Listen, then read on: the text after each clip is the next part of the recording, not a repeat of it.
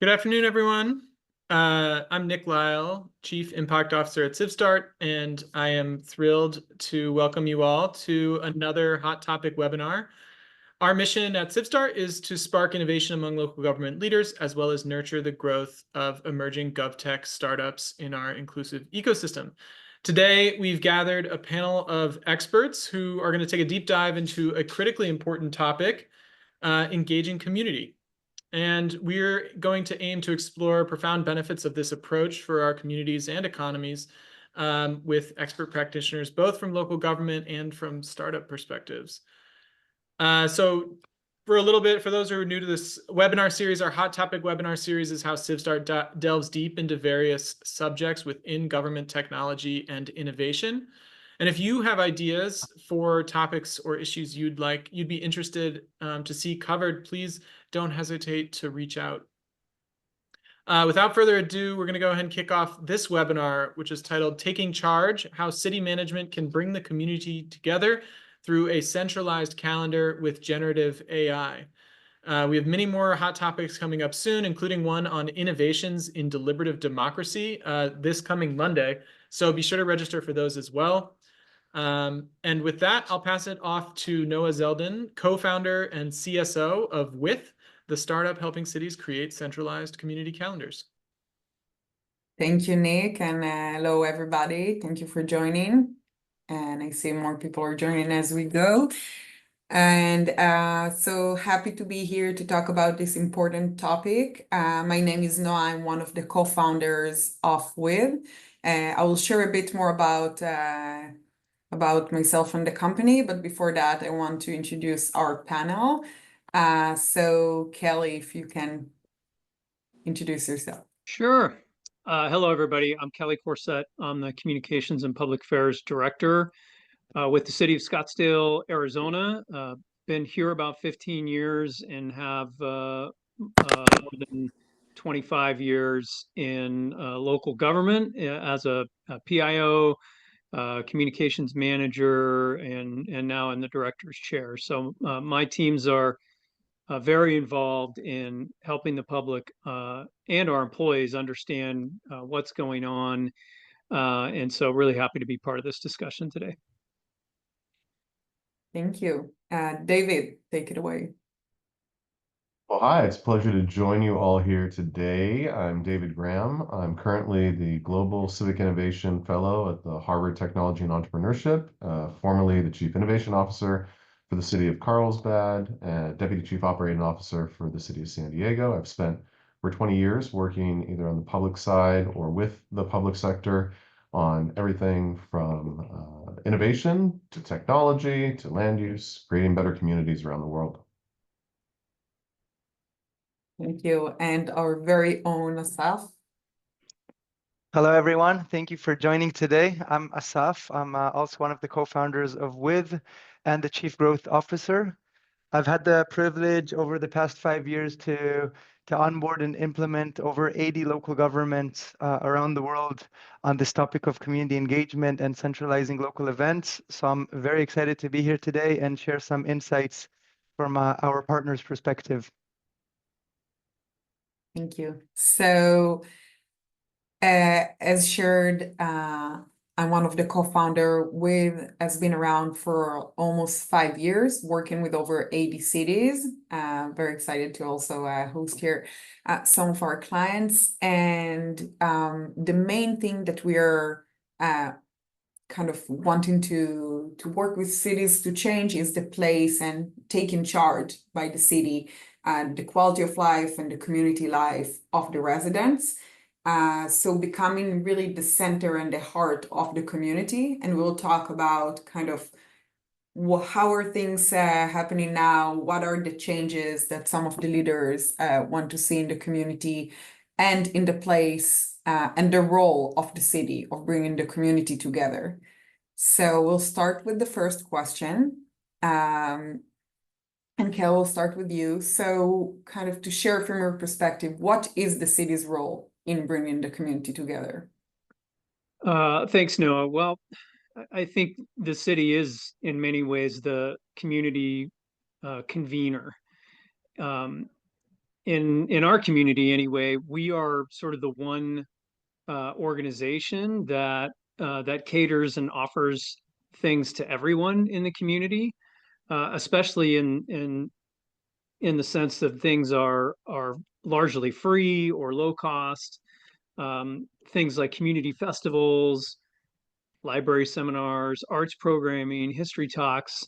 Um, we kind of do it all. I've often said that a city's like Amazon in terms of the number of different things we provide, programs, events, but we don't often offer a convenient place like the Amazon app for people to choose from all these offerings. So that's one of the challenges I know we'll talk a little bit more about. And so really as the one organization in a community that is really there to serve absolutely everyone, I think that's where a city or a town, or in some cases even like a county government, is the right organization to take on this role as a community convener, so to speak. And so that's where I think we land as a local government.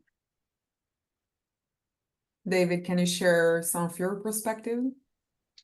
Certainly. So the interesting thing about local government and where it fits in the fabric of a community is it really sees the whole picture. There's no other institution or entity in a community that has so many touch points, whether it's a full service city or not. You know, parks and recreation, libraries, programs that are happening there, everything from, depending upon your city, trash service to public safety. I mean, these are all of the touch points. And the city government, the municipal government, you know, traditionally has had challenges in being able to, in the reverse, fully connect with and fully understand the constituents, the residents, businesses, and visitors in their city. We have a really fascinating shift in the way that we engage and communicate. So if we think about social media and its impact, where people are not necessarily picking up the local newspaper or going to their city website or their community pages and papers, but instead are really kind of cluttered with a lot of noise from social media, their own groups, and things along those lines. Now, that's been a challenge for government to be able to cut through that particular noise. Now, we did see some interesting things happen during COVID-19. We saw a rise in loneliness because people were disconnected and they were looking for ways to connect and engage. At the same time, we had cities that were finding new opportunities using digital platforms and distancing to be able to try to connect with those constituents, to provide them both with information and also opportunity to help really kind of build those connections and connectivity. And so what I see as the opportunity for cities right now is building upon those connections that were built during COVID, taking advantage of technology platforms that can be run by the city, but really kind of co-created with the community, with community organizations, and provide deeper insights into a community because of being able to have that one place, that one community calendar, that one place that people can find connections and really be the place to go first. And those are some incredible opportunities, both for combating things like loneliness, for being able to connect with the entire community, no matter where they fit on the political spectrum or where they fit at income level or ethnicity. There's real opportunities right now to take advantage of these new technologies to create and recreate that community fabric. You kind of think about that 4th of July picnic back in the day that you used to be able to do where everybody would turn out. I think there are opportunities to do and build that, and I'm excited about cities that are taking that on. Thank you, David. And Asaf here is representing our 80 clients. So maybe if you can share kind of some of their perspective.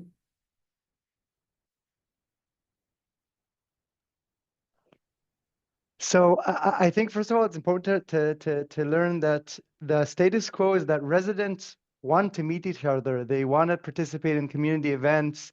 They want to go out and experience the social life within the city. And the reality today is that it's really frustrating. Okay, it's really a global issue. Every city around the world If you as a resident want to know what to do over the weekend, you'll typically need to scroll between, I don't know, 5 to 6 different social media pages, websites, local event platforms. And that is just to gather the information on what are my options to do over this weekend. So we always hear from our partners a lot of frustration of residents either complaining about not knowing of the local events, or in even worse cases, knowing about the events only after they happened, right? I'm sure city officials know these local media, social media comments of how we wish we would have known about this event. So really the idea over here is that the core issue of this frustration lies in the fragmented nature of where community events live today. It's really a mess, and to be honest, it's not even the city's fault, right? It's just on too many places, too many platforms. And I'll elaborate a bit more later on, maybe about how we can solve this or what that looks like. I'd like to just dive in a little. Asaf said that really well, but in some cases it kind of is the city's fault. And we'll talk about this a little bit more. But at least in our organization, we ourselves and our subcontractors that do arts and culture and manage museums and things like that. We are guilty of having multiple websites, multiple calendars, and that's not to speak of the number of private businesses that are also in that space. So there is just a massive amount of fragmentation. So as Asaf said, well, if someone wants to figure out something to do for the weekend, good luck. It's really hard to do that. So we talked about what could be the place of the city, but cities have been around for centuries.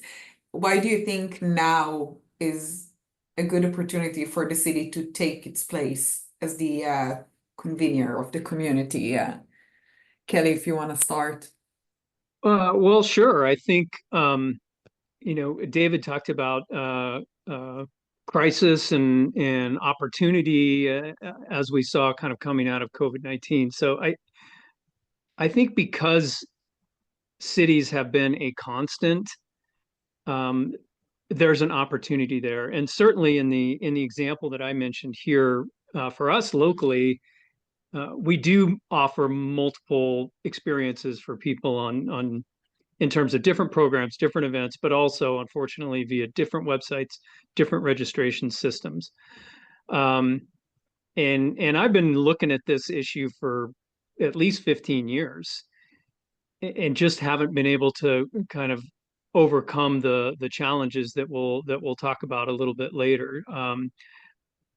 But it even piled on top of that now is this the fact that local media has been vastly changed. There aren't really single go-to sources of information in a community like there once was. So we have 3 different papers, and they're all kind of smaller and understaffed. And so the days of when they could have an arts and culture reporter or even a city hall beat reporter aren't. We just don't see that as much anymore. So those traditional media outlets don't provide people the same sort of holistic view of everything happening in a community that they once did. And what at one time was the promise of social media, unfortunately has fallen short because, as we all know, the social media algorithms just tend to deliver people the stuff that they've already interacted with.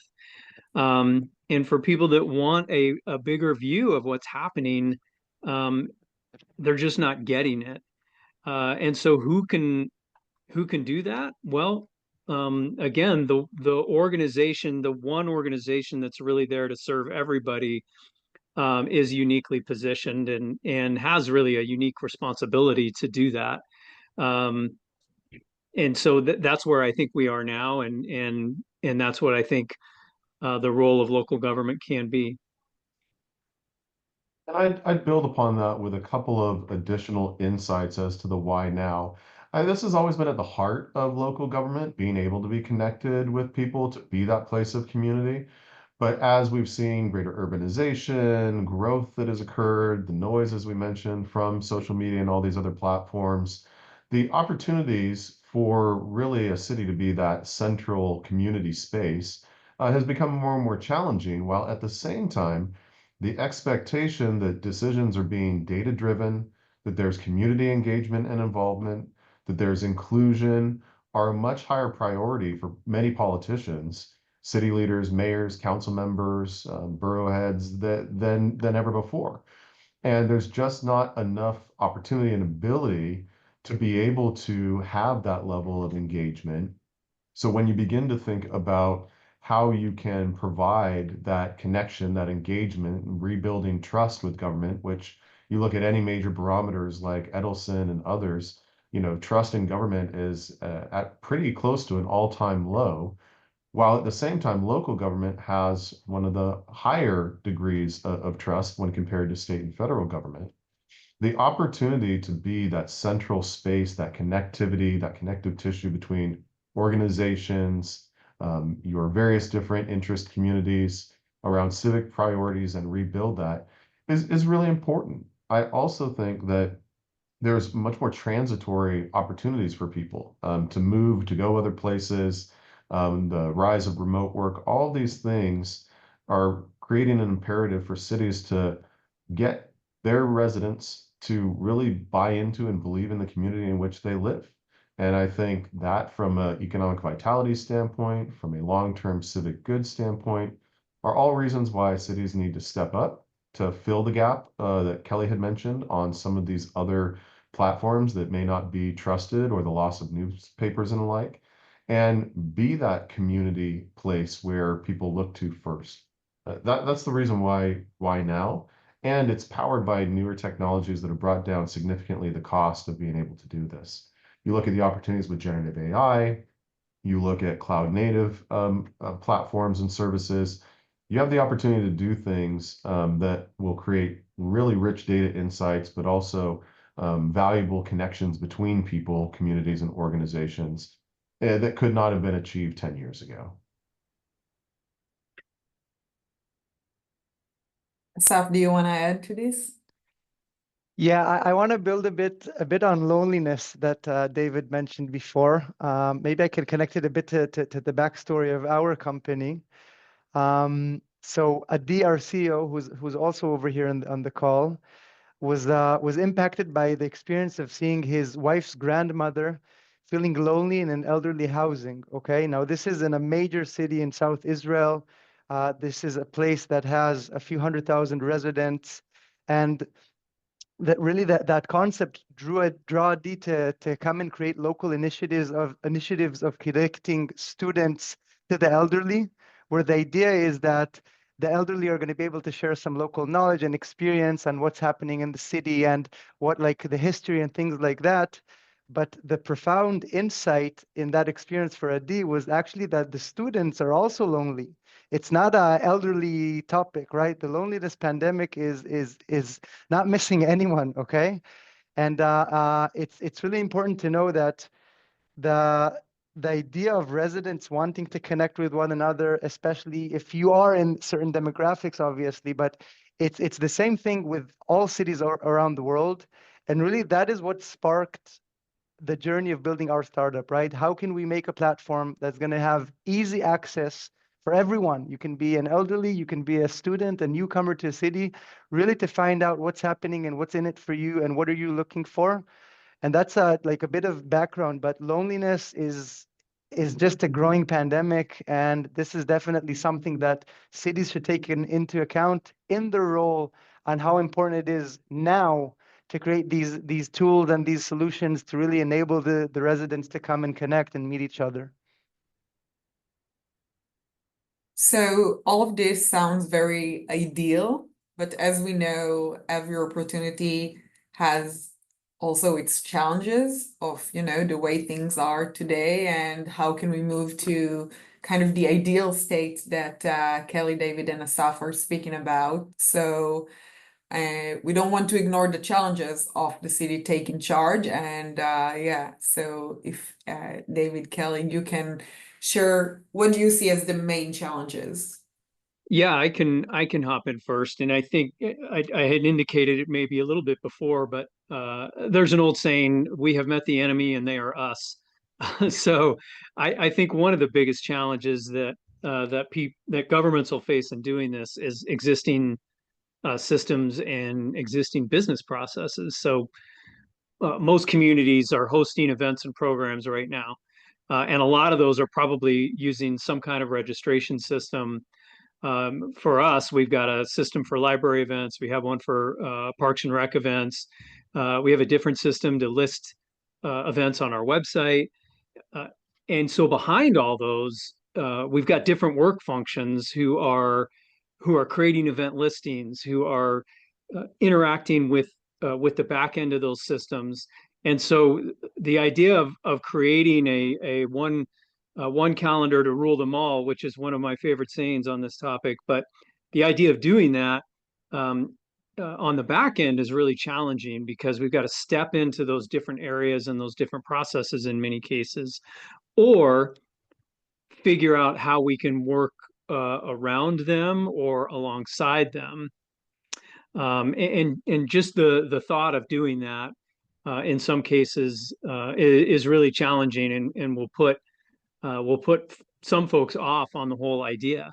Um, but even with all those challenges, working internally, like inside a government organization, um, is is potentially only part of the picture, and it can be even easier than when you're talking about working with key partners outside your organization. So I mentioned before the idea of you might have a nonprofit arts organization that hosts a lot of events and programming, a museum or two, performance venues, and then think about local businesses. They're all part of that events and engagement ecosystem for a community, and they've all got different systems and more importantly different processes behind those systems. So in a lot of cases that can just create a mountain that's just too tall to climb, and I know that from experience. I mentioned I've been working on this for at least 15 years, and we've actually made it a little ways up that mountain a few times, and then eventually stopped because those challenges of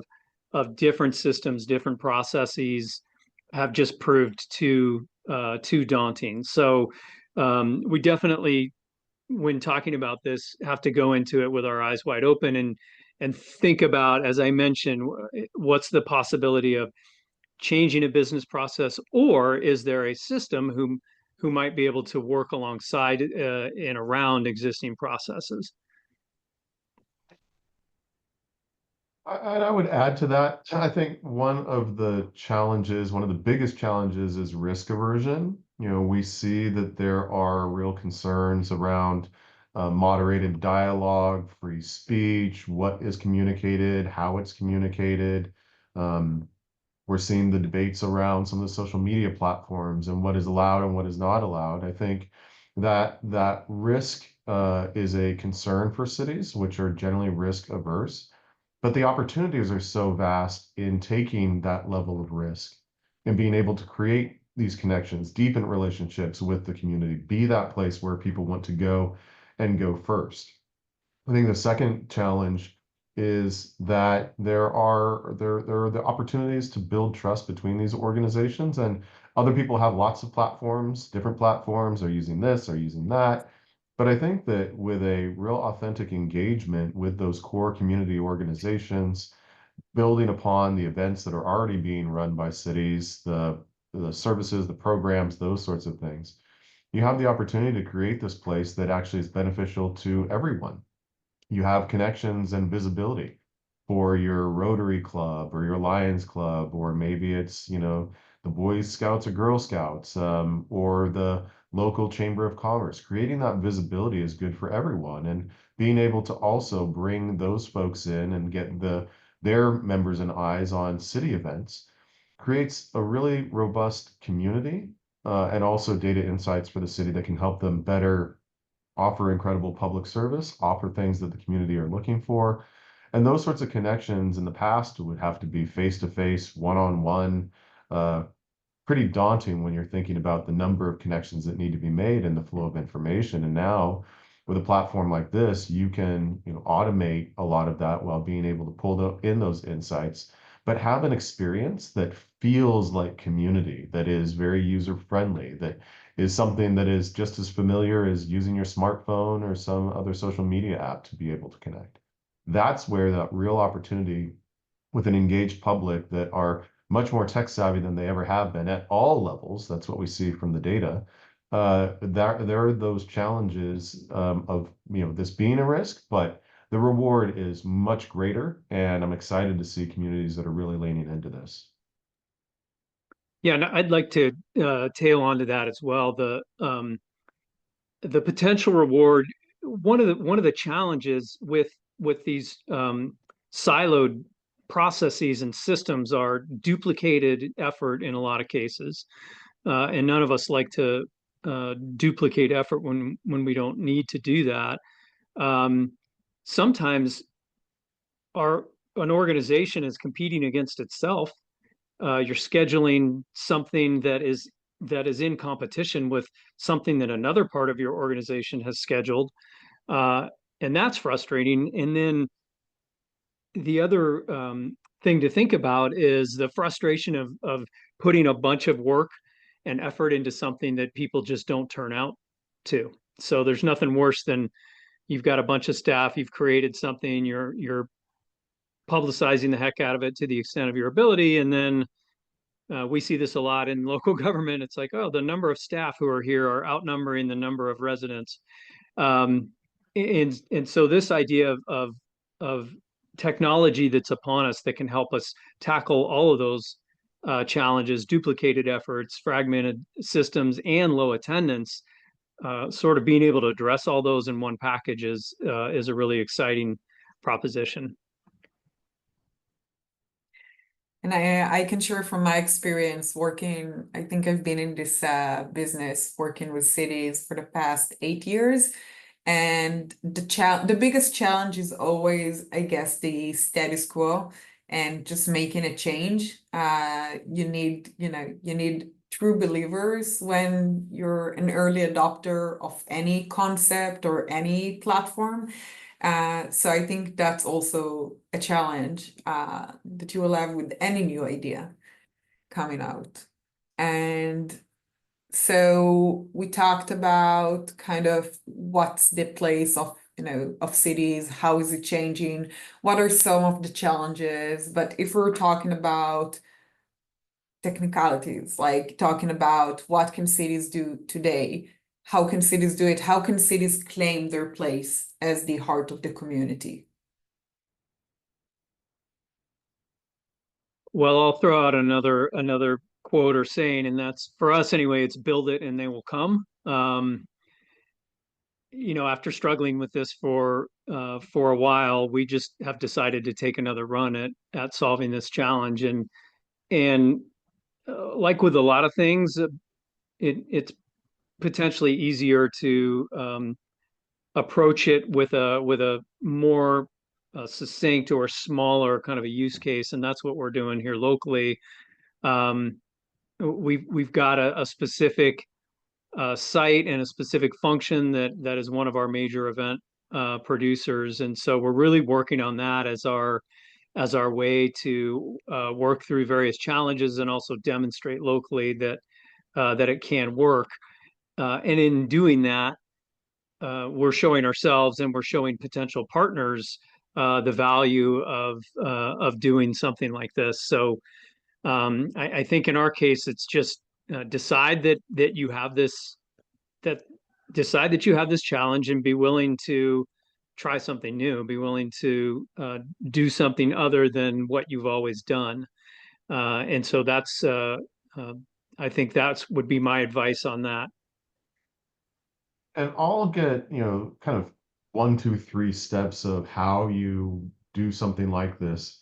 I mean, first, you want it to align with whatever the priorities and the values are of your community. So if a city has a strategic plan or council goals or some other guiding values of mission and vision, see how this aligns with that, because really being the heart of the community should align with any priorities for any city. The second is to assess what you already have. You already have a lot of connections in and with your community. You have civic organizations, likely a Main Street Association, a Chamber of Commerce, social organizations, and they all have connections with people. You also have your programs that are being deployed in a city and the outreach and communications that you've done. Build on and map those assets and see what you already have and the partnerships you have, and do a gap analysis on what the additional partnerships you need to make this happen, and create a really clear value proposition. Why is this good for those organizations and groups to have the city be the center? And I'll tell you, with the amount of work that it takes from volunteers and others in these organizations, being willing to have the city come along and assist and be a place where that central kind of community square for folks, something you'll probably find a lot of them being willing and wanting to do. And then finally, identify the highest priority areas where you think that you can demonstrate value, and then share that value with others. So like what Kelly's saying, perhaps you start with one or two organizations and your existing city programs, and then you build upon that.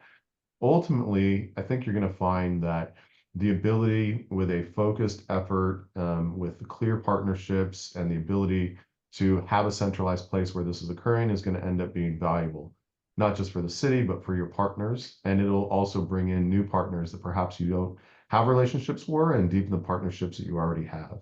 At that particular point in time, I think that's really the beating heart that continues, like the Grinch, the heart to expand 3 sizes someday, building upon that to really have that vibrant place, that community center, that community calendar where people come and can feel like they belong in the city in which they live. Thank you, David. Asaf, can you add from other cities' perspectives? Yeah, so on our end, it's really build that centralized community calendar. Really the concept of getting all the local events, the different events from the various departments into one place. I think the best way to illustrate this is that mostly residents don't even know to which department to go for whatever they're looking for. And to be honest, they also don't really care. They want to do something over the weekend. They want to have a simple experience of finding what to do. I think one of the most interesting things we've learned recently since launching our AI Smart Discovery. So it's basically we've launched a feature that's like ChatGPT for discovering local events. So residents can now type in conversational language whatever they're looking for. So as an example, let's say I'm looking to do something with my wife over the weekend. As a resident, I don't care if it's a Parks and Rec event or it's an event from the culture department. I don't care. I just want to get that information pulled into the screen, into where I'm looking for those results. And really the idea today is that with the AI, with the technology that's out there today, you can really make a seamless experience of residents don't even need to click on filters or scroll. They can just type in, I want to volunteer next month with my kid. What are my options? And really the idea that the system can now pull from those different sources all of that information, we've seen that it's really a massive game changer on the whole experience on how to discover. And maybe I'll share a bit of insights also. What's the main benefit for the city once you change into that way of working? But how can cities do it? Just centralize all the events. The residents need that one place. They don't want to go to too many sources just to find out what to do. Thank you, Asaf. So you touched that just a bit, but what's in it for me as a resident? What's in it for me as a city? Maybe you can elaborate a bit more. So let's start with the residents. I think on the residents, I'd like to talk about personalization, okay? I think personalization today is a standard, okay? When I go to Amazon, I have my own personal experience, right? When I go on social media, when I go and get any type of service today, it's all personalized, okay? And the question is, why shouldn't the same apply to cities, right? Why shouldn't my resident experience be tailored to my needs, to my interests, right? So we like to say always, imagine receiving updates on events that you really are interested in, right? We still see sometimes places that do these one-size-fits-all newsletters. I can say about myself, I don't care about golf. I don't want to know about the local golf events, right? So really the idea is that for the residents, what's in it for the residents is really getting that personalized experience, really seeing whatever you're looking for, having this quick and easy access. And I'll say on the local government side, once you have this centralized community calendar in place, it opens the door for all demographics to come and discover and engage in what's happening. It's no longer I don't know, certain demographics that go to Parks and Rec and are seeking programs, or people that like culture. You have this one place, suddenly you open the door for everyone. And I'll say that from our partners' perspective, the biggest aha moment we experience with our partners is that they realize there's no such thing as a community. Okay, and this might be a difficult sentence to swallow, but really the term community has been overused, right? Both in business and also in local government. And in reality, communities are built out of micro communities, right? Micro community could be a preferred language. I'm a Spanish speaker, could be a status in life, right? I'm a new parent, or a status in the city. I'm a newcomer to a place. And really the idea is that even just on how to look at the data or on the insights, once you have this one place, you start to see the community as a whole, and you learn really fast that it's actually built out of so many different groups. And I mean, it's like a loop. Once you have those insights, it's much easier to personalize the experience for the residents and really put the right information in front of the right the right micro communities, and really get all the residents engaged in what they're actually looking for. So that's my take on what's in it for the city and what's in it for the residents.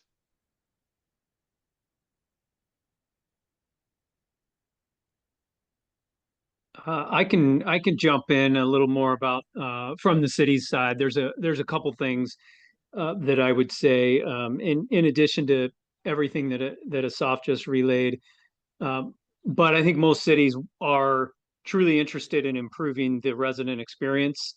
Our mission statement is simply better service, and right now, in a lot of ways, it's difficult to provide that in the event space. So, for example, we hosted a Veterans Day event last week, and what if it had rained? It was an outdoor event, and what if it had really, we had been forced to move the location or cancel it due to weather? I had no RSVP system, and I had no way to communicate with the people who were potentially interested. So, in that scenario, that resident experience would have been pretty lousy. Fortunately, in Scottsdale, we usually have sunny, nice weather, so it was no problem. But the idea of having a simple, clean, easy RSVP system that also allows you to communicate with people who have signed up for that event is a vast improvement to the resident experience in most cases. And then the other thing from the city's perspective, I would say, is just improving the effectiveness of your events and programs. As I mentioned before, it can be real deflating to put so much effort into something only to have low attendance. Um, and so having a centralized system that not only allows you to have that clean registration and communication experience for people in one context, but now you also know, in my previous example, folks that RSVP'd for a Veterans Day event, I've got 2 more veterans events coming up early next year. And wouldn't it be great to be able to reach out to those folks and say, hey, you signed up for this last veterans event. Would you be interested in these that we have coming up? And so improving the effectiveness of our programs, both the ones that you have immediately at hand, but also in the ones you're planning in the future, are, I think, a lot of value there for a municipal local government. And really, the game changer is the ability to have data-driven insights from all these connections. Right now, cities don't have insights into what their organizations are doing unless they're looking externally on a calendar. Who's attending what? Where could there potentially be crossover? How could you provide the opportunity for people to connect with city services at a function that is not city run? With provides a really incredible user-friendly platform that people like to use and want to use and create those connections, but also the ability to get deeper insights. So direct surveying or asking questions as somebody's signing up. Just think about the number of events that happen in a city that's on some third-party off platform, like an Eventbrite or something like that. What if you could have insight even to half of the events that were occurring in your community organizations plus those of your city? What are the insights if you know more about the folks that are attending, and some of the demographics? How could you better optimize your offerings and your programs? How can you look at something that perhaps doesn't go well? So because of whether that veterans event, could you even pivot to be able to do something virtually in that particular case and still be able to maintain some of those connections? I mean, so many of these events and things that we put on as cities, we never even know who's going to show up or when, as Kelly was saying. Now imagine that you have not just the power to know that, but be able to get insights to make better offerings and decisions to more efficiently use resources, because we know that cities don't have all the resources to be able to put on or deliver the services. So what if you could better optimize not just yours, but recognize that there's duplication? So perhaps the local community college is doing a jobs fair and the city is doing a jobs fair and they're competing, or maybe you can find ways to work better and better together. These are the opportunities and the power of partnership that the With platform can power and create incredible connections, but the ability to do things with more insights and deliver better service to the residents. Thank you, David. And I think we got to the questions, and I see we have a few. So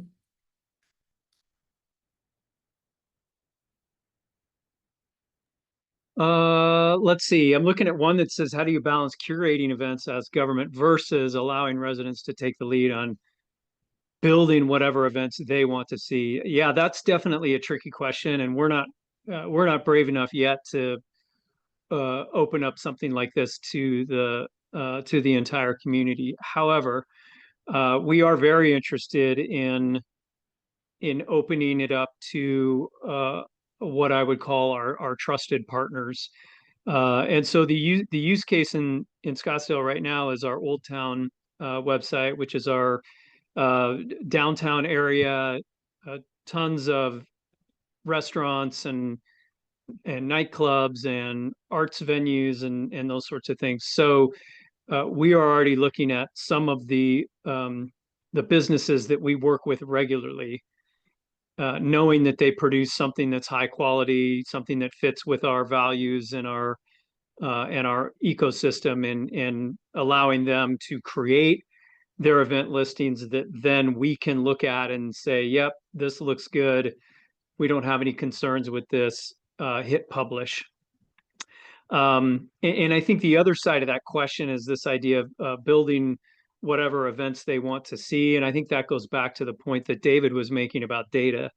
Uh, and I think we will do a much better job at building events that people want to see, because we'll know things like what events do they attend, what venues work, what times of day work, which days work. Are Fridays better than Saturdays, better than Wednesdays, those sorts of things. So I think having that data goes a long way toward, as an event producer, as a community organization that does produce a lot of events and programs, having that data will help us build the things that people actually want to interact with.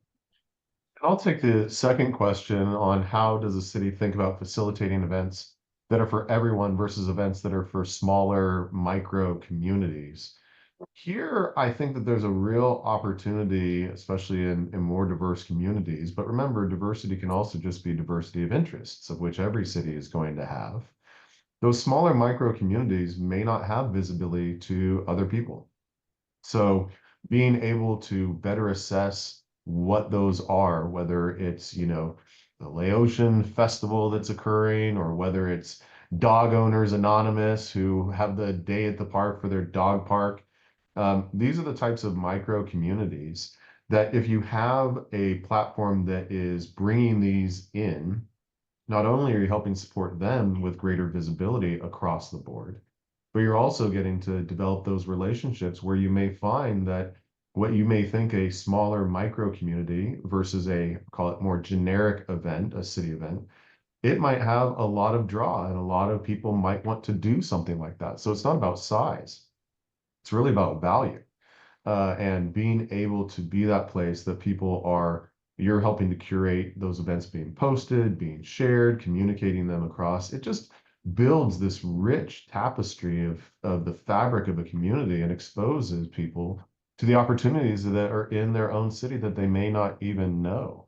And so when you're trying to balance these sorts of things, this is entirely the area of data-driven insights that is not just for your city being able to have those insights, but to give people the opportunities to connect with their own community members, with other smaller micro communities or different communities to enrich the entire community as a whole. And this platform is one that can power that.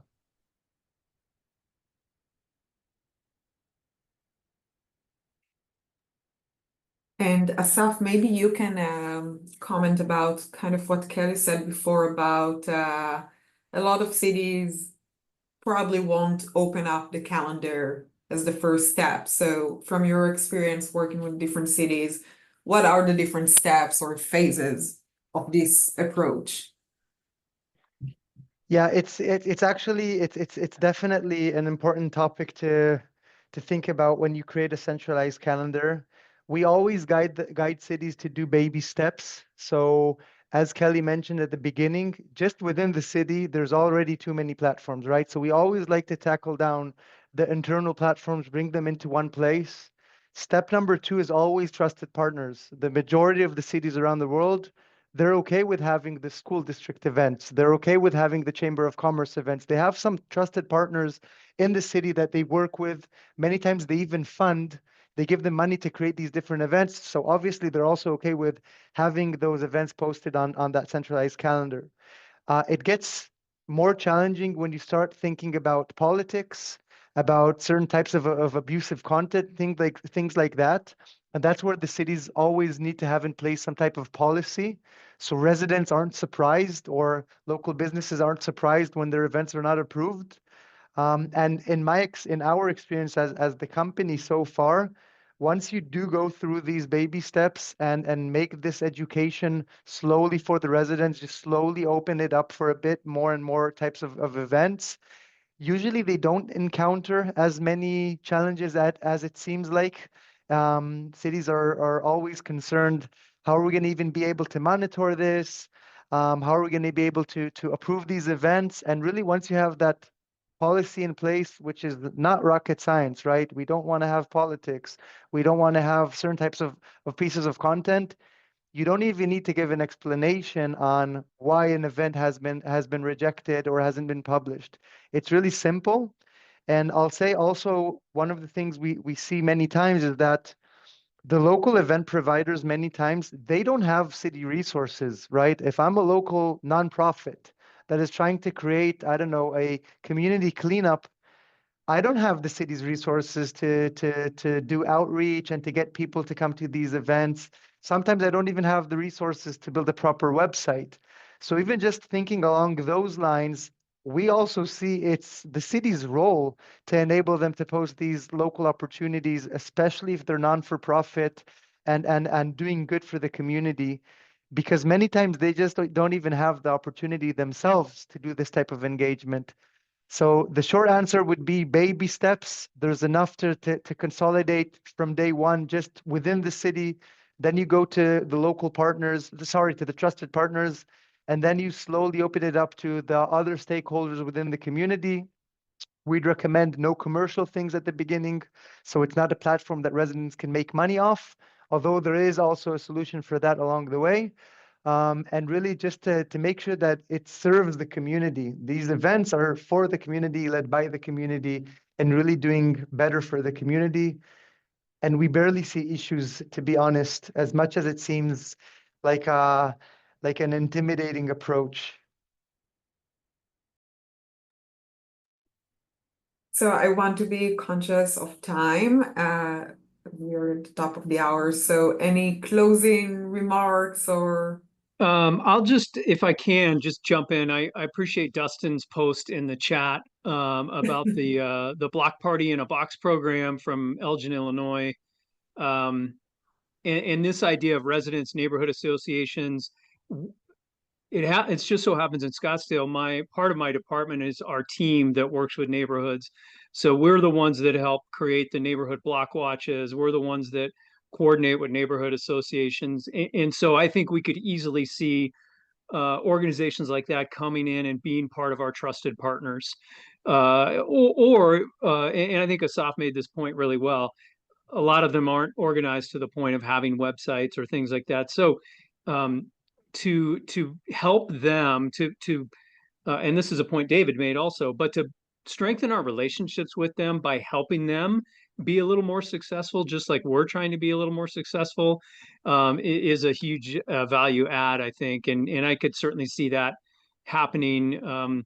They may not have a bunch of events, so their event listings could just come to us via email that one of our staff members put on there. Asaf mentioned earlier the idea of people wanting to volunteer, and we get this from time to time also, where we'll have a corporation having a retreat in town and contacting us to say, hey, part of what we do as a corporation is volunteer in the community where we go and have our meetings. And so the idea of being able to work with our nonprofit partners to list volunteer opportunities is great as well. And it does go back to what David was saying about being able to strengthen the relationships with everyone in the community is our community engagement goal. And I think that's something that every community is looking to do. We've talked so much about how fractured things are, how polarized things are. When we're working face to face, we often see those kinds of things fall by the wayside. People want to be part of a community. They want to help. They want to enjoy themselves. They want to meet their neighbors. And so to have something that can help catalyze and facilitate all that is huge. And so I think, Dustin, thanks for posting that. It really reminded me of those sorts of things being part of this as well. And I'll wrap up my perspective on this by going to a motto of an agency I worked at one point, which was the noblest motive is the public good.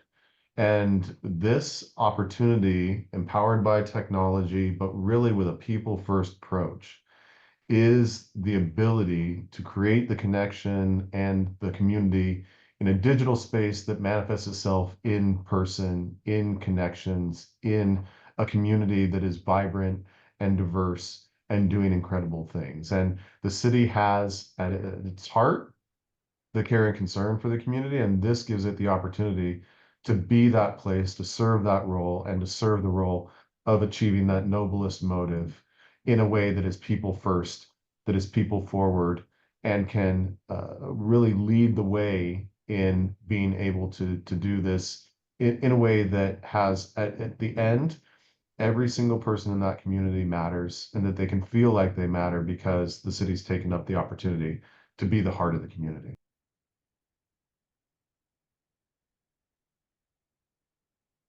Well, thank you, everybody. And special thank you for Kelly and David for joining us today. And lots of food to thoughts and appreciate your time and looking forward to working with more and more partners about creating this centralized place for the community. Thanks very much, everybody. Appreciate the Thank you, opportunity. Take care. everybody.